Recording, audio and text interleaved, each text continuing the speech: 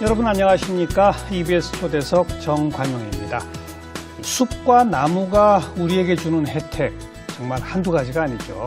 요즘 한참 논란인 미세먼지 이걸 줄이는데도 도시 숲 조성 이게 아주 중요한 방법이 되고 있답니다. 이처럼 도시 숲 조성과 같은 국가 산림 정책을 연구하는 기관이 있습니다. 국립산림과학원인데요.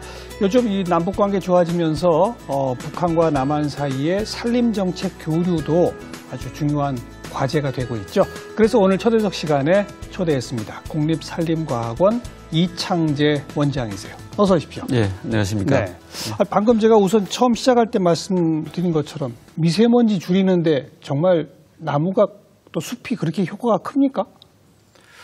미세먼지를 근본적으로 이제 발생 원인을 줄이는 게 물론이죠. 직접적이겠습니다만은 이제 나무가 잎이 있지 않습니까? 그렇죠. 거기에서 그 미세먼지를 흡착을 해서 그 줄이는 데는 그 효과가 큰 걸로 나타나고 있고요. 흡착이라고 하면은 미세먼지가 이 나무 잎사귀에 붙어 있다. 그렇습니다. 그럼 나무가 그걸 빨아먹는 건 아니고. 그 전체적으로 비율로 보면은 빨아먹는 것도 있는데 그거는 1% 미만으로 아주 적고요. 예. 이제 흡착을 한다고 말씀드렸습니다만 예를 들면은 그 나뭇잎이 크다든지 또 이렇게 좀 끈적끈적한다든지 그러면은 이제 흡착을 더 잘하겠죠.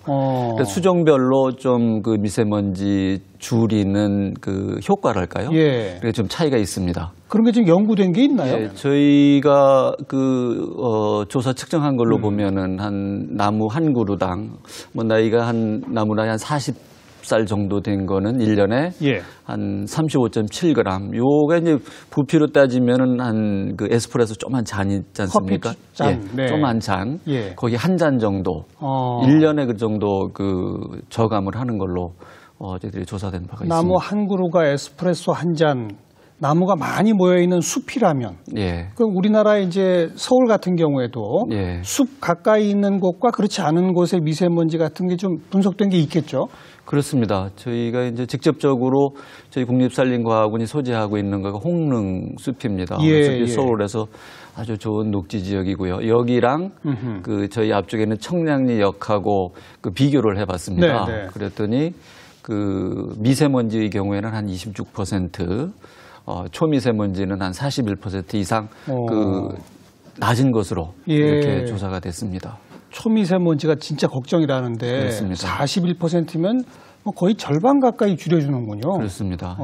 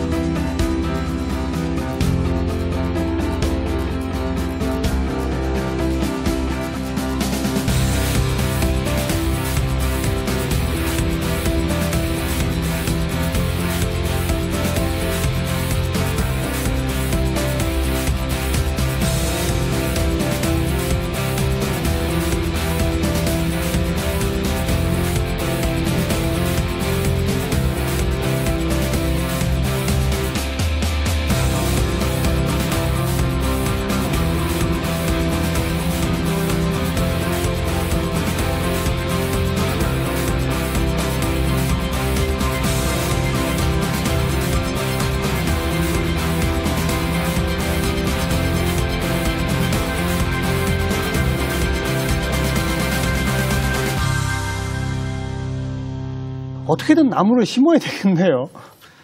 나무를 많이 심는 거는 아주 좋은 도시숲이 이제 미세먼지뿐만 아니라 이제 열섬 그러니까 온도를 낮춰주기도 하고 소음도 줄이고 방금 온도 줄여주는 거, 소음, 휴식, 게다가 바람길도 만든다면서요?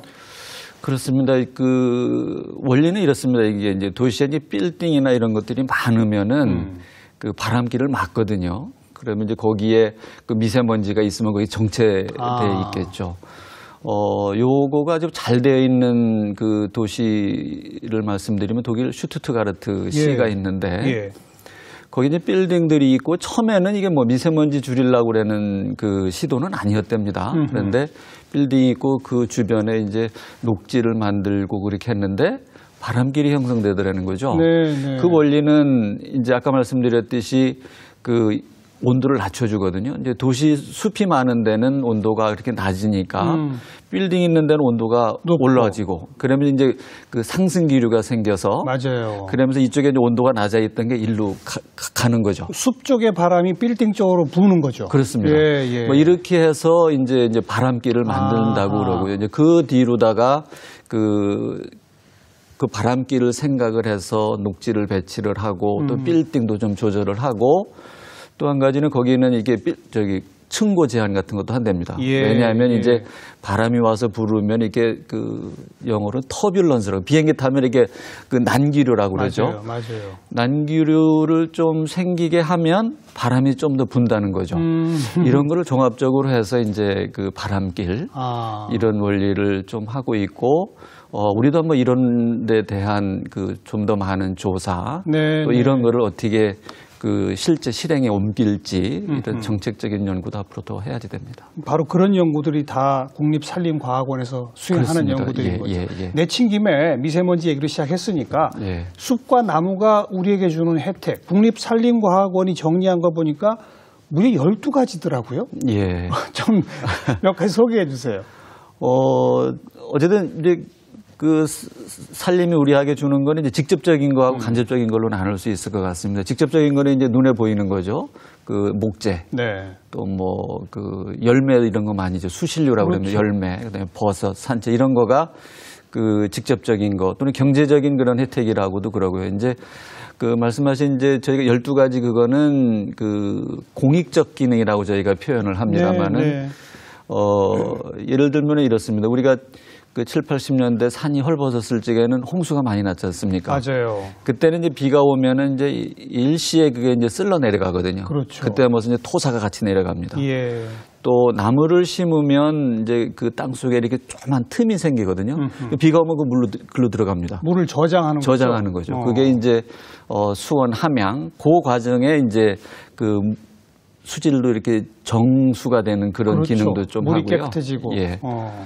또 그 어차피 식물들은 광합성을 하면서 이산화탄소를 흡수하고 그 산소를 배출하는 이 과정에 이제 공기를 좀 깨끗하게 하게 되는 거죠. 그다음에 이제 그 휴식 공간을 제공한다든지 요새는 이제 이게 좀 더 발전을 해서 치료는 아니지만 휴양보다는 좀 한 단계 높은 치유 이런 개념을 많이 하고 있고요. 뭐 치료 효과도 있다고 그러잖아요. 피톤치드 뭐 이런 것들이. 그런 단계를 저희는 이제 치유 그렇게 합니다. 이제 레크리에이션보다는 좀 그 트리트먼트는 아니지만 테라피, 이제 치유하는 이제 이런 단계로 하고요. 뭐 생물 다양성이라든지 또 이 산림 경관 또 그 경치를 좋게 하는 이런 거. 근데 저희가 보기에는 이제 현재 우리가 공익적 가치는 그 평가하기가 쉽지 않거든요. 평가 방법이 개발이 돼서 평가가 가능한 거가 한 12가지고요. 이게 우리 그 소위 말하는 산림 생태계에서 우리에게 그 혜택을 주는 거는 그것보다도 엄청나게 많을 수가 있죠. 방금 말씀하신 평가 가능한 12가지만 경제적 가치로 환산하면 뭐 몇백조 이런 게 나오죠.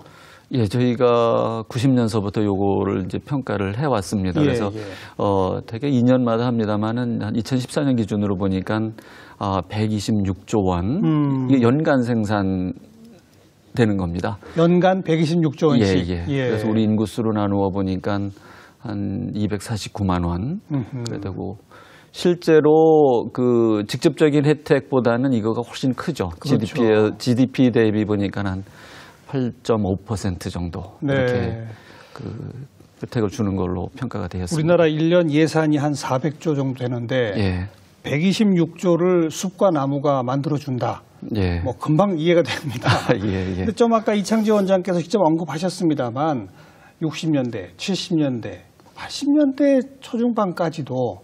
우리 산은 참 헐벗었었잖아요. 그렇습니다. 저 어렸을 때 보면 민둥산 너무 많았었거든요. 예.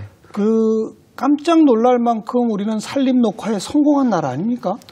그렇습니다. 사실 국제적으로 보면 국제사회에서 이렇게 얘기를 합니다. 한 세대 만에 헐벗은 산을 이렇게 그 푸르게 만든 나라는 없습니다. 한 세대 만에. 예. 그래서 국제적으로 크게 인정받는 그런 그 사례로 보시면 되겠습니다. 우리가 식목일도 만들고 예. 어려서 학생들까지 전부 다 산에 가서 나무 심게 하고 맞습니다. 그렇게 해서 이루어낸 거 아니겠습니까? 그 과거 사진을 보면은 할아버지와 손자가 손 붙잡고 그 가시인가요? 네. 이거 쓰고 나무를 심고 이러는 모습들이 봅니다. 이런 것들이 있었기 때문에 이렇게 그 한 세대 만에 헐벗은 산을 녹할 수 있었던 거죠. 추억이 새록새록 초등학교, 중학교 때 산에 가서 나무 심고 깡통에 나무 젓가락 들고 송충이 잡으러 다니고 이랬던 기억들이 막 떠올라요. 맞습니다. 네. 요새는 송충이 못 보시죠? 아, 진짜 본 지 오래된 것 같네요. 예. 저희가 이제 그 왜 송충이가 없어졌을까 이런 이제 그 나름대로 고민 조사도 하고 그렇습니다만은 송충이가 그 산이 습하면 못 삽니다.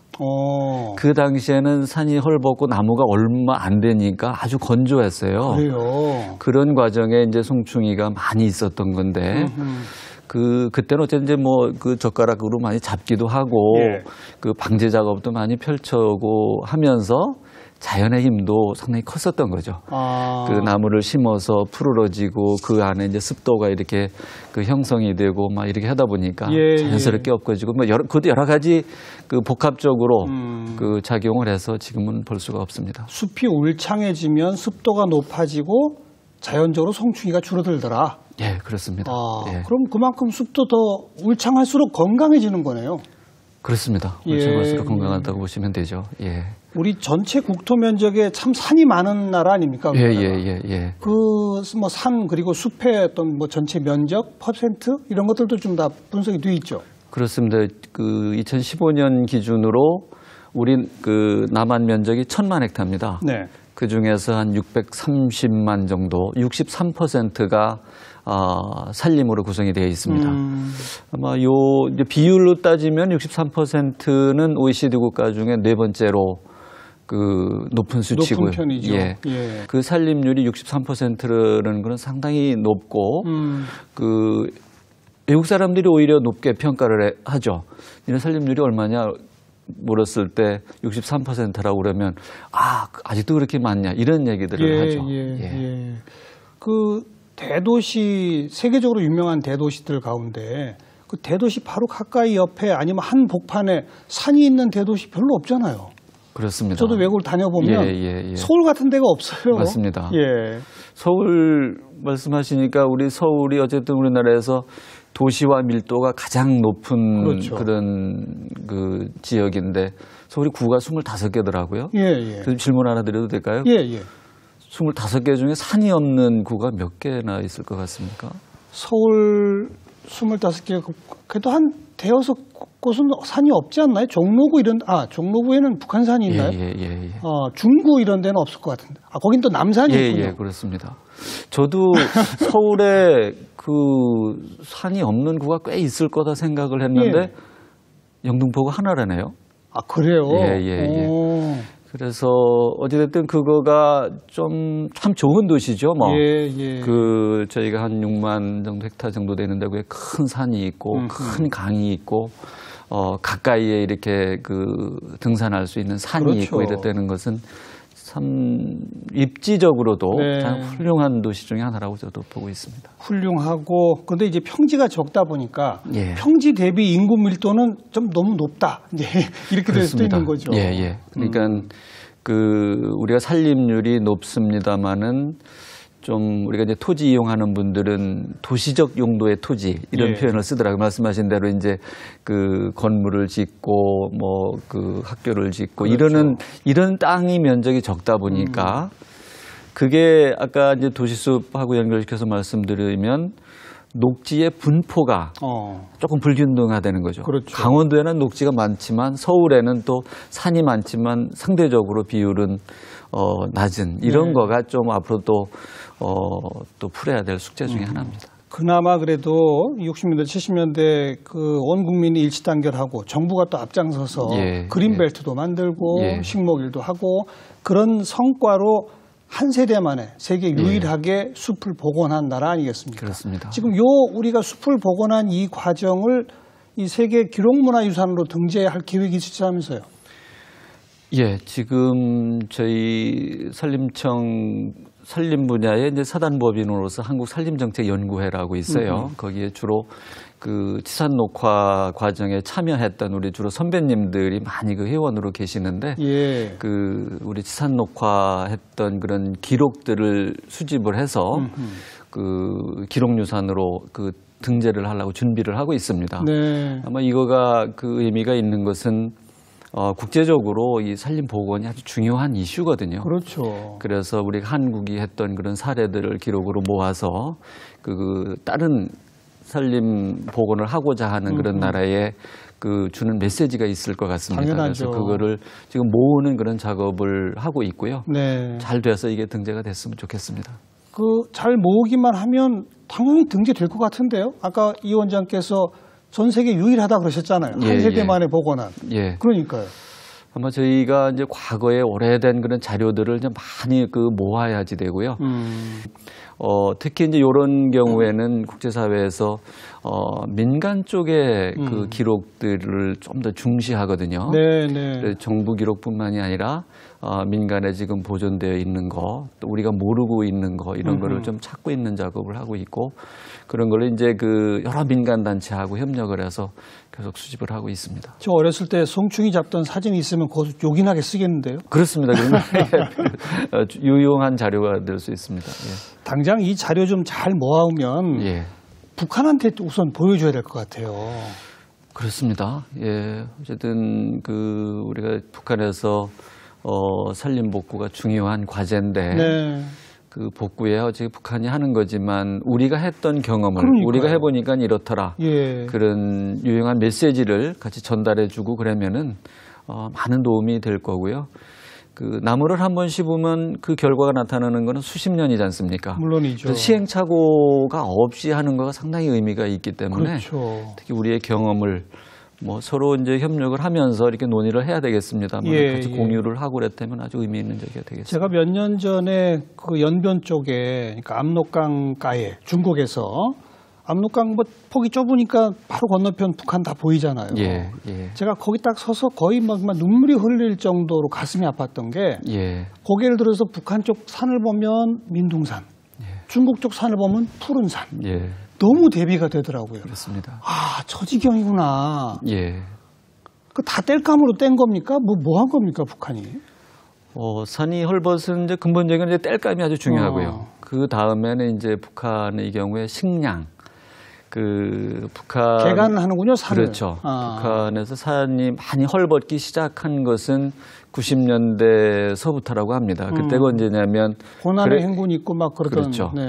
그러다 보니까 이제 연료를 또 산에서 조달을 해야지 되고 또 식량이 부족하니까 그걸 다락밭으로 일구고 이런 현상은 그 여러 개도국 좀 국민소득이 낮은 대부분의 개도국에서 그 공통적으로 볼 수 있는 그런 현상입니다. 그런 식으로 뭐 땔감으로 또 밭으로 나무를 베어버리면 그러면 아까 말씀하신 것처럼 홍수가 나고 홍수가 나고 토양이 쓸어내려와서 하천이 또 바닥이 올라가면 또 홍수가 나고 그렇습니다. 완전 악순환이지 않습니까? 악순환이고요.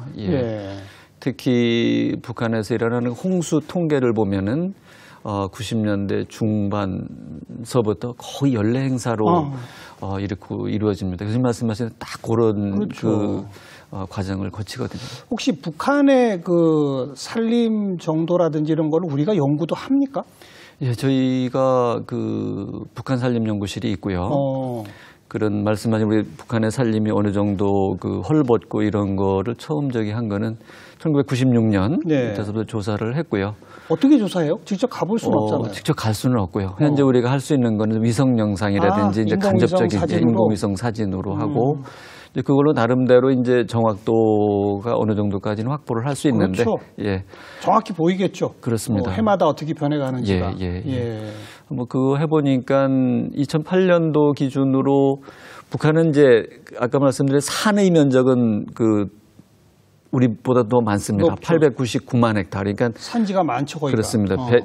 1200만 헥타르가 북한 국토 면적이고요. 그중에 900만 헥타르 정도, 899만이니까 74%가 좀 넘습니다. 예.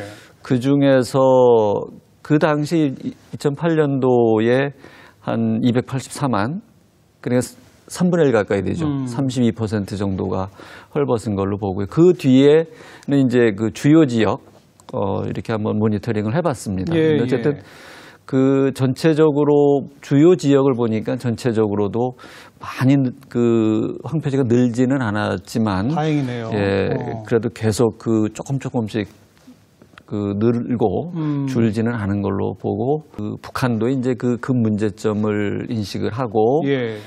김정은 위원장서부터 이제 산림 복구에 상당히 독려를 하고 있습니다. 특별히 2014년, 15년 이때는 그 신년사에서 그 산림 복구의 아주 중요성을 강조를 하고, 아주 표현도 그런 표현을 썼더라고요. 전당, 전군, 전민이 산림 복구 전투를 힘있게 벌려, 이런 표현을 쓰더라고요.